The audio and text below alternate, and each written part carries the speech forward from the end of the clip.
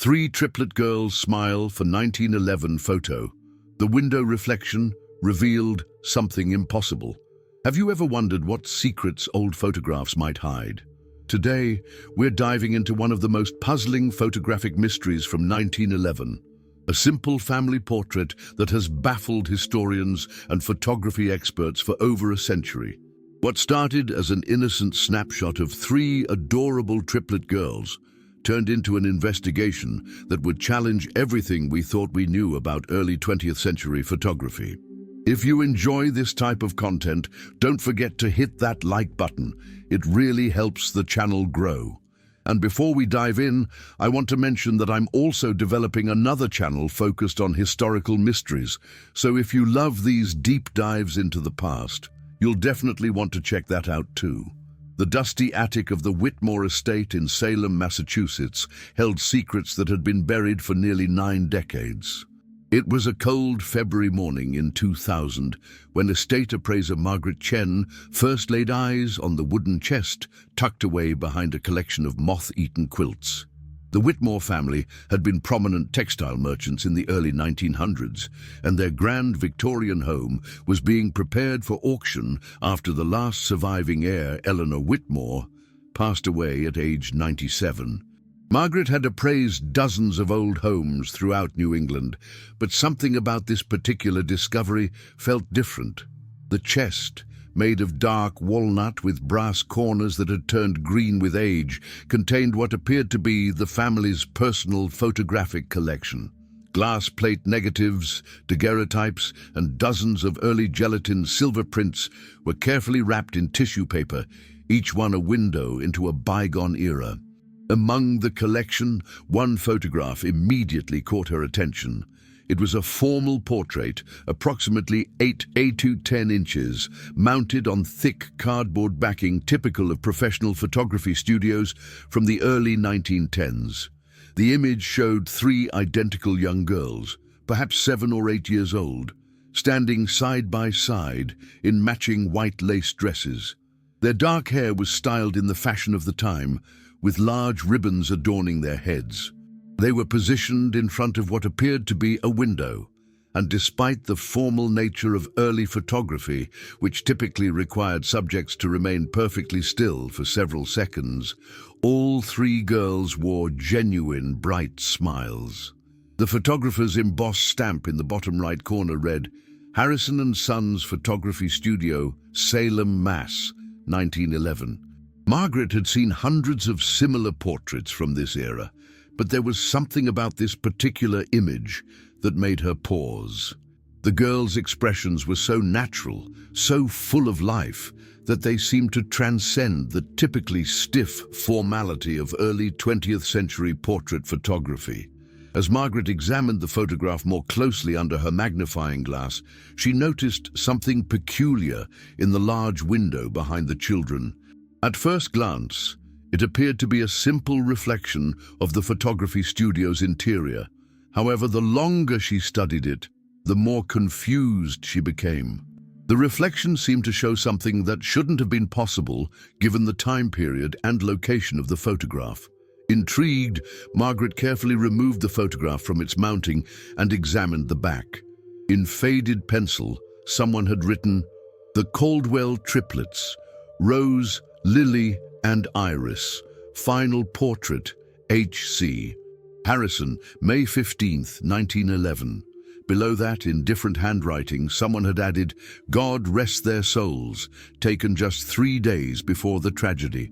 Margaret's background in historical appraisal had taught her to be skeptical of dramatic claims, but something about this notation, combined with the unusual quality of the photograph, compelled her to investigate further.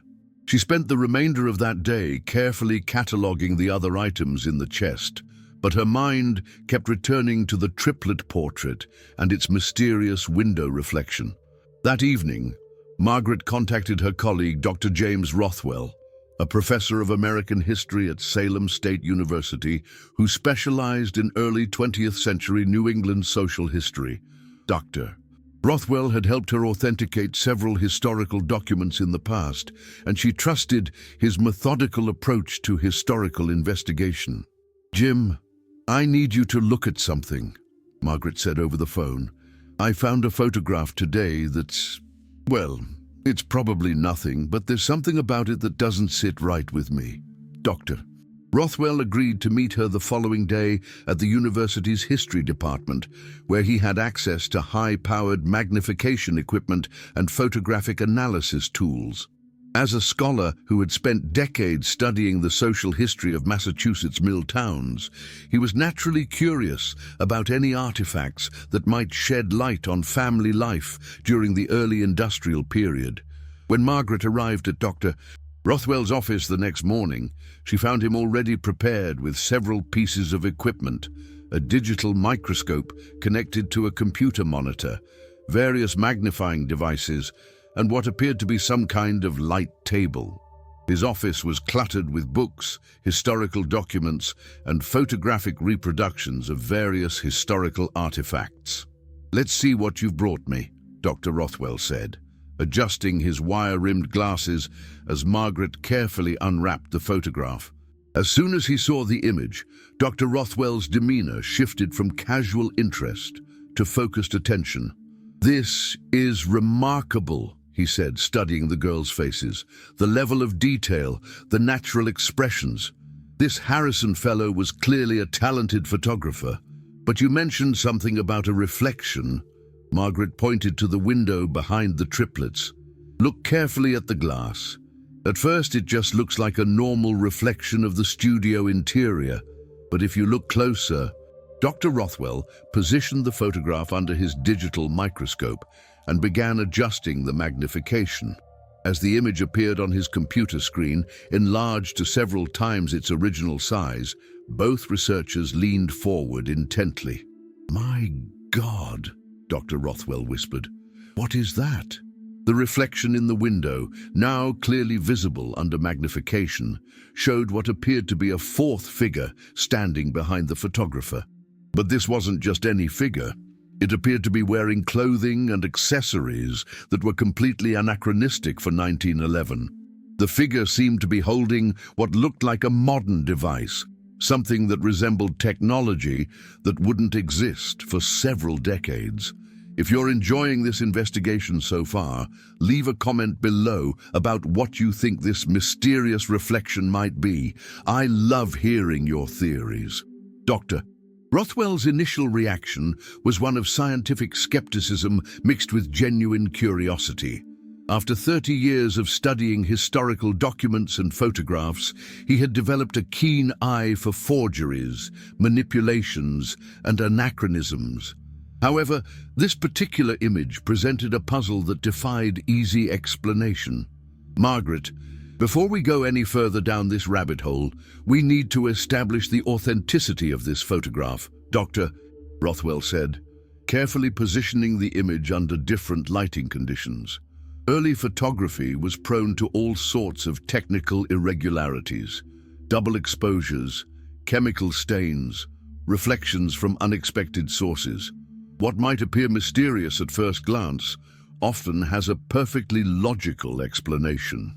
Over the next several days, Dr. Rothwell conducted a thorough technical analysis of the photograph. He examined the paper stock, which appeared consistent with gelatin silver prints from the 1910-1915 period. The mounting board showed appropriate aging patterns, and the photographer's embossed stamp matched the style used by professional studios of that era. Most importantly, he could find no evidence of modern tampering or digital manipulation. His next step was to research the Harrison & Sons photography studio. Salem city directories from 1910-1915 confirmed that Harold C. Harrison operated a portrait studio at 147 Federal Street. The business had been established in 1903 and remained active until 1919, when Harold Harrison died during the influenza pandemic. Dr. Rothwell was able to locate several other examples of Harrison's work in the collections of the Salem Historical Society, and they all shared the same technical characteristics and artistic style as the triplet portrait. The more pressing question was the identity of the three girls themselves. The notation on the back of the photograph referred to them as the Caldwell triplets and mentioned a tragedy that occurred 3 days after the portrait was taken. Dr. Rothwell began searching through Salem's vital records, newspaper archives, and census data from the 1910-1920 period. What he discovered was both fascinating and heartbreaking. The 1910 United States Census listed the Caldwell family as residents of Salem. Thomas Caldwell, age 34, employed as a supervisor at the Nomkeag Steam Cotton Company, his wife Sarah, age 29, and 3 daughters, Rose, Lily, and Iris, all born on March 15, 1903, making them 8 years old at the time the photograph was taken. The tragedy mentioned on the photograph became clear when Dr. Rothwell found a newspaper article from the Salem Evening News, dated May 18, 1911, just 3 days after the photograph was supposedly taken. The headline read, "3 sisters perish in mill fire, Caldwell triplets among 7 victims of factory blaze." According to the article, a devastating fire had swept through the children's section of the Nomkeag Steam Cotton Company on the morning of May 18, 1911. The triplets, along with 4 other children, had been visiting their father at work when an electrical malfunction sparked a fire that quickly engulfed the building's wooden interior. Despite the efforts of Salem's volunteer fire department, 7 people lost their lives, including the 3 Caldwell sisters. The newspaper provided additional details about the family's grief and the community's response to the tragedy. Thomas Caldwell was described as a devoted father who took great pride in his 3 beautiful daughters. Sarah Caldwell was reportedly inconsolable with grief and had to be sedated by a physician. The article mentioned that the family had recently commissioned a portrait of the girls from Harrison's studio, which would now serve as their final memory of the children. This information added a poignant dimension to the mysterious photograph, but it didn't explain the anomalous reflection in the window. If anything, the tragic context made the technical mystery even more intriguing. Dr. Rothwell decided to consult with Dr. Lisa Freeman, a professor of art history at Boston University who specialized in early photographic techniques and had experience analyzing historical images for authentication purposes. Dr. Freeman's examination of the photograph took place over several sessions in her laboratory at Boston University. She used specialized equipment including infrared photography, ultraviolet analysis, and digital enhancement techniques to examine every aspect of the image in minute detail. What you have here is definitely an authentic photograph from the 1910-1915 period, Dr. Freeman concluded after her initial analysis. The paper, the chemicals used in the development process, the mounting techniques, everything is consistent with professional portrait photography of that era. However, this reflection is genuinely puzzling. Under extreme magnification, the reflection became even more mysterious. The figure appeared to be wearing what looked like modern clothing, possibly a jacket or sweater with a distinctly 20th century cut. More puzzling still was the object the figure appeared to be holding, which resembled a small, rectangular device that the figure seemed to be pointing toward the camera. Dr. Freeman explained the technical aspects of how reflections would appear in early photography. Glass windows in photography studios were often positioned to provide natural lighting for portraits. Any reflection would typically show the interior of the studio, including the photographer, his equipment, and possibly other people present during the session. What's unusual here is that this figure doesn't match the expected appearance of someone from 1911. The 3 researchers agreed that they needed to dig deeper into the specific circumstances surrounding this photograph. Dr. Rothwell suggested examining Harrison's business records, if any survived, and Dr. Freeman recommended consulting with experts in photographic restoration who might be able to enhance the reflection further. As they prepared to expand their investigation, Margaret raised a question that had been nagging at her. If this photograph is authentic, And if these girls died 3 days after it was taken, then who is the figure in the reflection? And how can we explain what appears to be anachronistic clothing and technology? If you're finding this mystery as compelling as we are, don't forget to leave a like and subscribe to the channel. It really helps support our deep dives into historical puzzles. Like this one, the breakthrough in their investigation came from an unexpected source. While Dr. Rothwell continued his research into the Caldwell family history, Dr. Freeman decided to examine other photographs taken by Harrison and Sons during the same time period.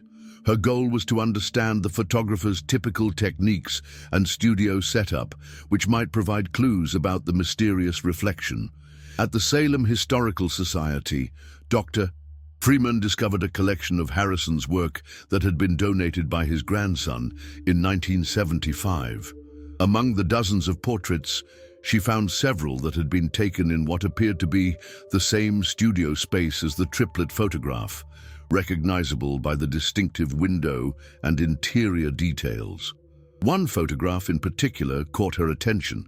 It was a portrait of a local businessman taken in 1912, approximately 1 year after the Caldwell triplet photograph. In this image, the same window was visible in the background, and the reflection clearly showed Harold Harrison himself standing behind his camera with his distinctive handlebar mustache and formal photographer's attire typical of the early 1910s. This discovery was significant because it demonstrated that Harrison's studio setup normally produced clear, expected reflections in the window glass. The fact that the triplet photograph showed something so different suggested that something unusual had occurred during that particular session. Dr. Freeman also discovered Harrison's appointment book for 1911, which had been preserved along with his other business records. The entry for May 15, 1911, confirmed that the Caldwell triplets had indeed been scheduled for a portrait session at 2:10 p.m. However, there was an additional notation that proved to be the key to solving the mystery. In Harold Harrison's careful handwriting next to the Caldwell appointment were the words, "Special session, Mr. James Harrison visiting from Boston, observe modern techniques." This notation led Dr. Freeman to investigate whether Harold Harrison had any relatives named James who might have been involved in photography. Her research revealed that James Harrison was Harold's younger brother, who had moved to Boston in 1908 to work for one of the city's most progressive photography studios. James had become fascinated with experimental photographic techniques and was particularly interested in the emerging field of motion picture photography, which was just beginning to develop in the early 1910s. Dr. Freeman discovered correspondence between the two brothers in Harold's papers, where James had written about his experiments with moving picture cameras and his desire to document the changing techniques of portrait photography.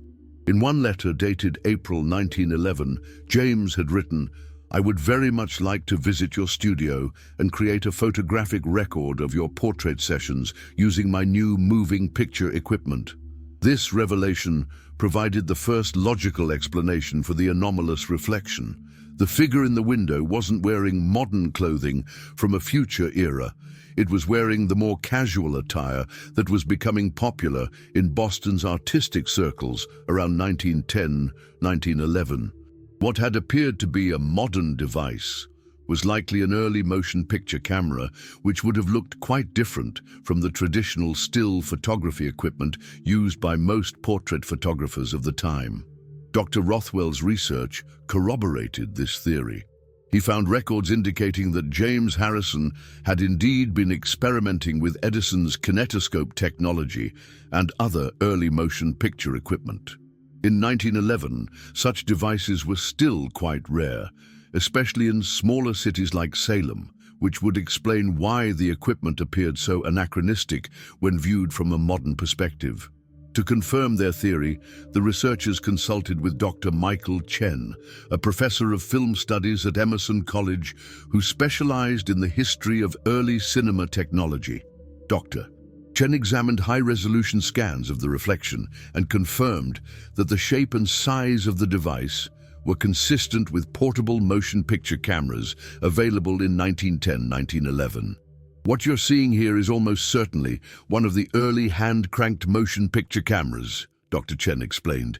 These were just becoming available to professional photographers who could afford them. The rectangular shape, the way it's being held, and even the posture of the person operating it, all of this is consistent with early cinematography equipment.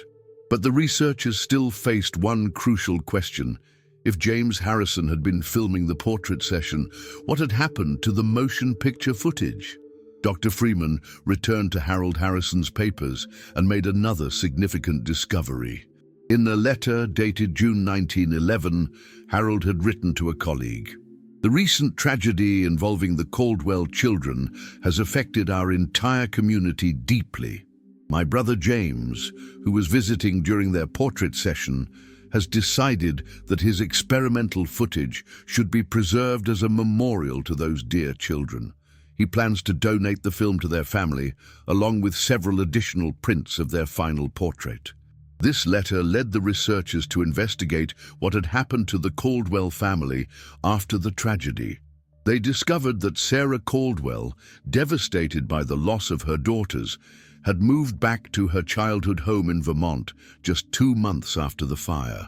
Thomas Caldwell had followed her there, and they had lived quietly until their deaths in the 1940s. Dr.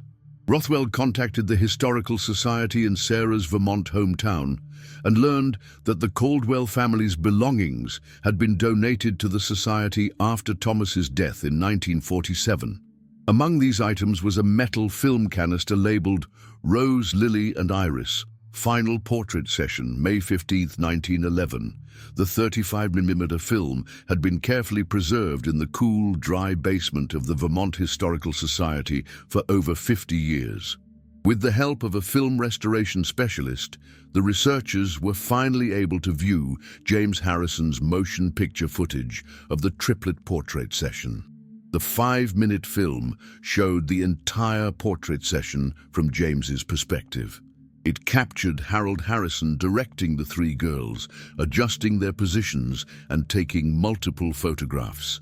The footage provided a poignant glimpse into the final hours of the 3 children's lives, showing them laughing, playing, and being gently guided by the professional photographer. Most importantly, the film confirmed that James Harrison had indeed been standing behind his brother, operating his motion picture camera throughout the session. The mysterious figure in the window reflection was simply James, documented by his own camera's reflection in the studio's glass window. Leave a comment and let me know what you think about this breakthrough. Were you surprised by this revelation, or did you suspect a logical explanation all along? With the technical mystery solved, the researchers found themselves drawn into the deeply human story behind the photograph. The tragic fate of the Caldwell triplets and the impact of their loss on their family and community revealed a compelling narrative of love, loss, and the ways in which photographs serve as windows into history. Dr. Rothwell's continued research into the Caldwell family revealed that Thomas and Sarah had been married in 1902, 1 year before the birth of their triplets. Thomas had worked his way up from a mill worker to a supervisor position at Naumkeag Steam Cotton Company, and by all accounts, the family had been thriving in the years leading up to the tragedy. Contemporary accounts from neighbors and fellow church members described the triplets as inseparable and the joy of their parents' lives. Rose was described as the natural leader of the 3, often speaking for her sisters and organizing their games. Lily was noted for her artistic inclinations and love of drawing, while Iris was remembered for her gentle nature and particular kindness toward younger children in the neighborhood. The decision to have a formal portrait taken in May 1911 had been motivated by Sarah's desire to commemorate the girls' upcoming 8th birthday and their anticipated graduation to the next grade level in school. According to family letters discovered in the Vermont archives, Sarah had been saving money for months to afford the session at Harrison's studio, which was considered the finest photography establishment in Salem. The presence of James Harrison during the session had been fortuitous from a historical perspective, but it added another layer of poignancy to the story. His experimental footage, originally intended as a technical study of portrait photography techniques, had inadvertently created the only moving image record of the three children. When the researchers finally viewed the restored motion picture footage, they were struck by the vitality and personality of each girl. The 5-minute film showed Rose carefully helping her sisters adjust their hair ribbons, Lily making funny faces when she thought no one was looking, and Iris shyly smiling at something her father had said from off-camera. The film also captured the professional relationship between the Harrison brothers. Harold, the established portrait photographer, demonstrated the patience and skill required to work with child subjects, while James operated his motion picture camera with obvious enthusiasm for his experimental documentation project.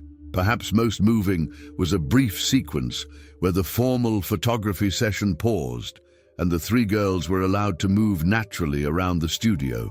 They examined Harold's equipment with curiosity, whispered secrets to each other, and at one point all three spontaneously began singing what appeared to be a popular children's song of the era. The tragedy that befell the Caldwell family 3 days later had been, according to contemporary newspaper accounts, a result of a series of unfortunate circumstances. Thomas Caldwell had been required to work on Saturday, May 18th, to complete an urgent order for the mill. Sarah had been feeling unwell, and Thomas had suggested bringing the girls to the mill with him so they could spend time together while he finished his work.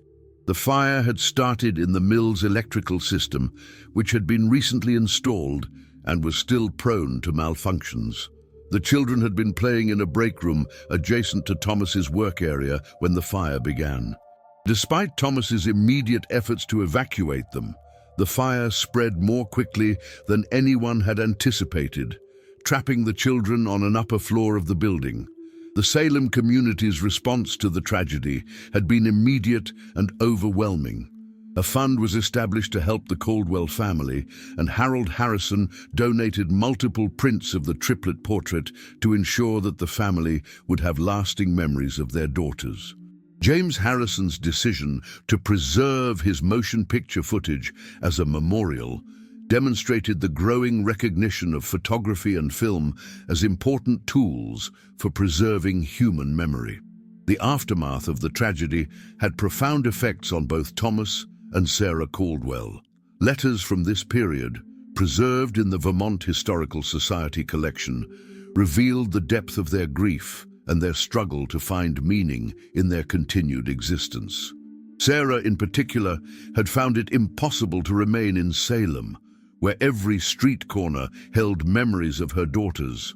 Thomas's letters to his brother-in-law in Vermont described his internal conflict between honoring his daughter's memory and finding a way to move forward with his life. In one particularly poignant letter, dated December 1911, he wrote, "Sarah and I look at their photograph every morning and every evening. It brings us both comfort and pain, but we cannot bear to put it away. They are so alive in that picture, so full of the joy that was stolen from them." The couple's move to Vermont in 1911 marked the beginning of a quieter, more introspective phase of their lives. They never had other children, but they became active in their local community, particularly in efforts to improve factory safety regulations and support other families who had experienced similar tragedies. Dr. Freeman's analysis of the technical aspects of the photograph revealed additional details that enhanced the human story. The quality of the portrait demonstrated Harold Harrison's skill and dedication to his craft. The natural expressions of the three girls suggested that Harrison had been particularly gifted at working with children, creating an environment where they felt comfortable and could express their genuine personalities. The accidental documentation of James Harrison's presence through the window reflection served as a reminder that every photograph contains multiple stories, not just the intended subject, but also the circumstances of its creation, the people involved in the process, and the broader context in which it was produced. The research team's investigation had transformed a mysterious photograph into a complex narrative about family, tragedy, technological innovation, and the power of visual documentation to preserve human memory across generations. What had initially appeared to be an impossible anachronism turned out to be a remarkable example of how early 20th century photographers were beginning to experiment with new technologies and techniques. The story of the Caldwell triplets and their final portrait session became, for the researchers, a powerful reminder of the importance of preserving historical documents and approaching apparent mysteries with both skepticism and empathy. The resolution of the mystery surrounding the Caldwell triplet photograph had implications that extended far beyond the specific case itself. For the researchers involved, the investigation had demonstrated the importance of thorough historical analysis and the value of interdisciplinary collaboration in understanding the past. Dr. Freeman decided to use the case as a teaching tool in her courses on photographic history and authentication. The photograph and its accompanying documentation became a perfect example of how apparent anachronisms in historical images could be explained through careful research and technical analysis. Her students learned to approach mysterious photographs with a systematic methodology, first establishing authenticity, then researching historical context, and finally applying technical knowledge to explain unusual features. The case also highlighted the evolution of photographic technology in the early 20th century. James Harrison's experimental use of motion picture equipment during a traditional portrait session represented the kind of innovation that was occurring in photography studios across the country as new technologies became available. His presence at his brother's studio and his decision to document the session using new techniques illustrated how photographers were adapting to and experimenting with emerging technologies. Dr. Rothwell incorporated the Caldwell family story into his research on the social impact of industrial accidents in early 20th century New England. The tragedy at the Naumkeag Steam Cotton Company became part of a broader pattern of workplace safety issues that eventually led to significant labor reforms. The personal dimension of the Caldwell family's loss helped humanize the statistical data about industrial accidents during this period. Margaret Chen's discovery of the photograph in the Whitmore estate led to a broader examination of the relationship between the Whitmore and Caldwell families. Her research revealed that Eleanor Whitmore, the last surviving member of the Whitmore family, had been a contemporary of the Caldwell triplets and had attended the same school. The presence of the photograph in the Whitmore estate suggested that Eleanor had maintained some connection to the memory of the three girls throughout her long life. Further investigation revealed that Eleanor Whitmore had never married and had no children of her own.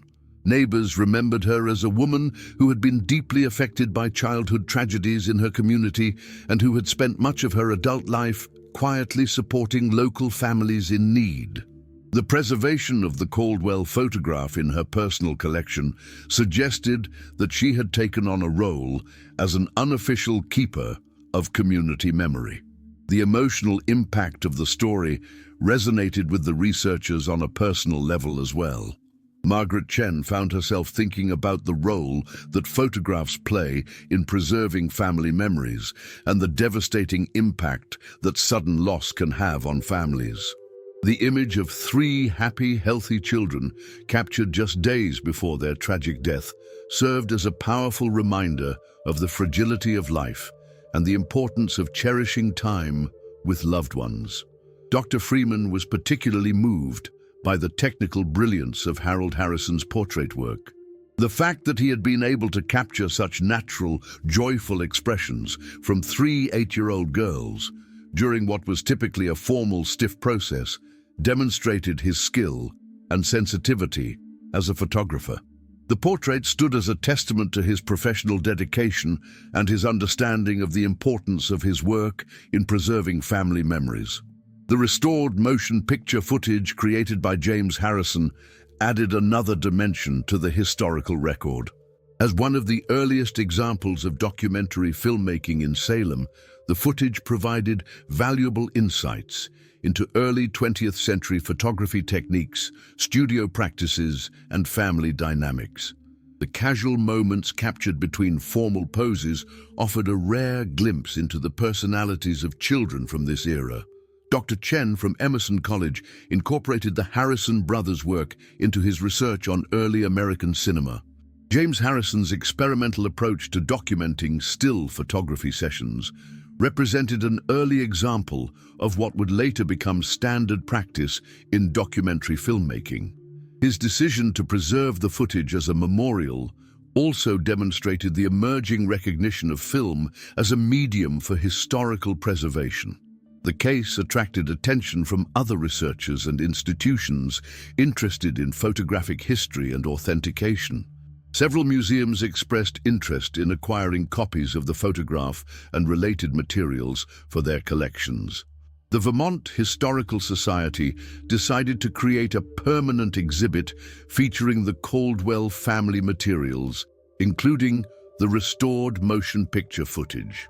The story also highlighted the importance of local historical societies and archives in preserving community memory. Without the careful preservation work done by multiple institutions over several decades, the materials that made this investigation possible would have been lost.